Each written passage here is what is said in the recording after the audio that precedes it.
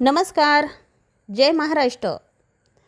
पहलगाम दहशतवादी हल्ल्यात शिवसेनेकडून निषेध.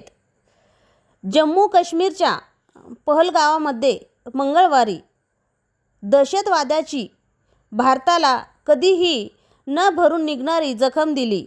पोलिसाच्या गणवेशात आलेल्या दहशतवादींनी विविध राज्यातून काश्मीर पाहायला आलेल्या पर्यटकावर अंधाधुंद गोळीबार केला.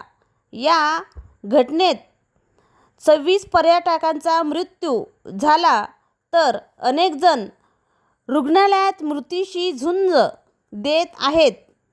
या हल्ल्याचा शिवसेनेकडून निषेध करण्यात आला असून देशाची एकता आणि अखंडता खंडित करणाऱ्या दहशतवाद्यांचा कायमचा बीमोड करावा असे मत माजी आमदार डॉक्टर शशिकांतजी खेडेकर, उपजिल्हाप्रमुख दीपक बोरकर, सुदाम काकड, गोपाल व्यास, सलीम पठाण, पूजाताई खांडेबराड, अमोल काकड, अभय दीडहाते, आतिश खरात, राजेश सपाटे यांच्यासह असंख्य कार्यकर्त्यांची उपस्थिती होती.